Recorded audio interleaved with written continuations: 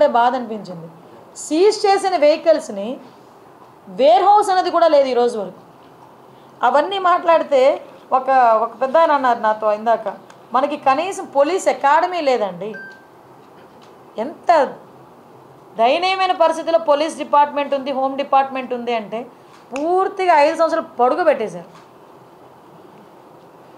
మీకు police academy కట్టడానికి central government fund 500 కోట్లు కర్నూలు దగ్గర మనకి అక్కడ అలాట్ అయింది. ఆ డబ్బులు ఏమండి అంటే ఏమో. గ్రేహౌండ్స్ అకాడమీకి మన దగ్గరే జగన్నాథపురంలో 1000 కోట్లు అలాట్ అయింది. వర్కులు జరుగుతున్నాయా అంటే తెలియదు. ఈరోజు వరకు అది ఎక్కడుందో కనిపించలేదు ఈ 5 సంవత్సరాల్లో.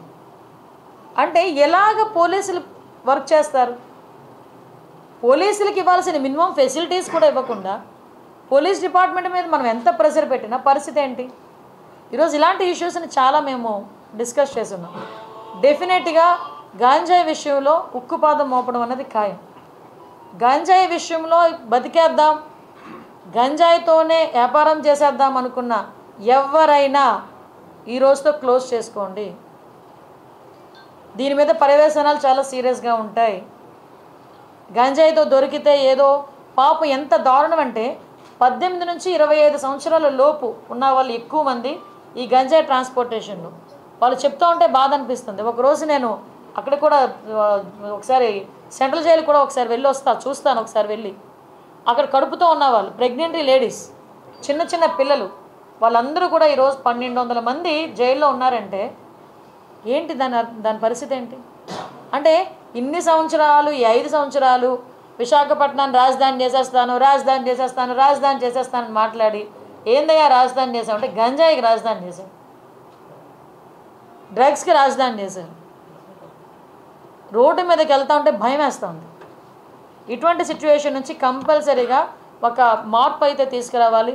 ఆ మార్పు తీసుకురావడానికి వైజాగ్ ప్రజల్ని కూడా నేను సపోర్ట్ కోరుకుంటున్నా.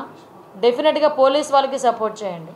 ఇంకొకటి కూడా చెప్తున్నా, గంజాయి విషయంలో నేను పోలీసులకి ఇన్ఫర్మేషన్ ఇది కూడా చెప్పాను. గంజాయి విషయంలో ఎవరైనా పట్టుబడిన తర్వాత పోలీస్ డిపార్ట్మెంట్ వాళ్ళకి మేము అధికార పార్టీకి సంబంధించిన వాళ్ళమని చెప్పినా కూడా మీరు టాలరేట్ చేయొద్దు అని చెప్పా. ఎవరైనా ఒకటే తప్పు చేసినవాడు గంజాయి విషయంలో ఎట్టి పరిస్థితుల్లోని తెలుగుదేశం పార్టీ వాళ్ళైనా, జనసేన, బీజేపీ ఏ పార్టీ వాళ్ళైనా, ఆఖరికి వైఎస్ఆర్సీపీ వాళ్ళైనా ఎట్టి పరిస్థితుల్లోని ఎవరిని కూడా టాలరేట్ చేయాల్సిన అవసరం లేదు. టాలరేట్ చెయ్యం, ఎట్టి పరిస్థితులను టాలరేట్ చెయ్యం. టాస్క్ ఫోర్స్ ఈ రోజు నుంచే రంగంలో దిగుద్ది. చెక్ పోస్టులు పెంచుతున్నాం. చెక్ పోస్టుల దగ్గర సీసీ కెమెరాస్ కూడా మేము అరేంజ్ చేసుకోవడానికి సిద్ధపడుతున్నాం. చెక్ పోస్టుల దగ్గర సీసీ కెమెరాస్తో పాటు దాన్ని మానిటర్ చేయడానికి ఆల్రెడీ కంట్రోల్ రూమ్స్ దగ్గర ఉన్నాయి. కాకపోతే నాకు ఎంత బాధ అనిపిస్తుందంటే ఇవన్నీ మేము చేయగలమని వాళ్ళు చాలా కాన్ఫిడెంట్గా చెప్పారు పోలీసు. కానీ ఈరోజు సిటీలోనే చూస్తే 1700 సీసీ క్యామ్స్ ఉంటే 700 పనిచేస్తున్నాయంట.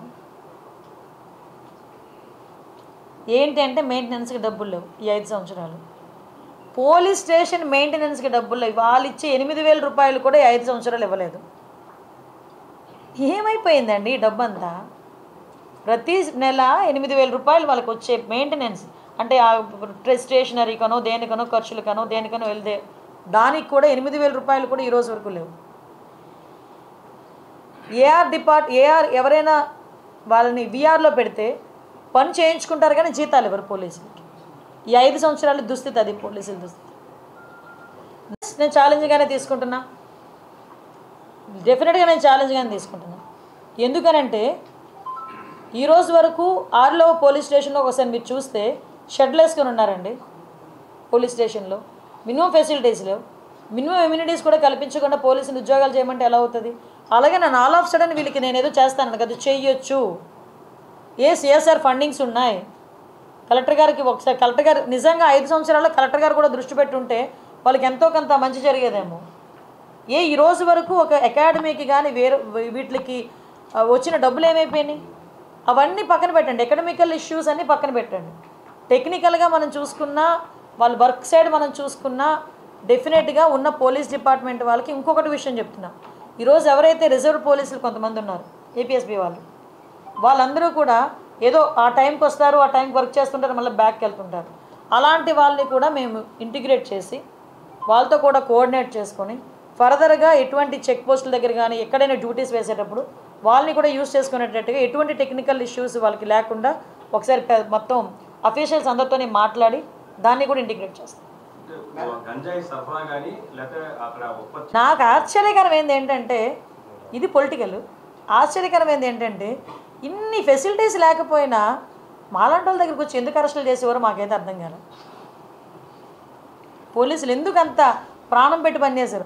ఏమీ కల్పించకపోయినా పోలీసులను పెట్టి అంత ప్రాణం పెట్టి పనిచేశారే, మరి అన్ని ఫెసిలిటీస్ కల్పిస్తే మరి ఇంకెలా పనిచేస్తారో చూడాలి. ఏమో చూడాలి.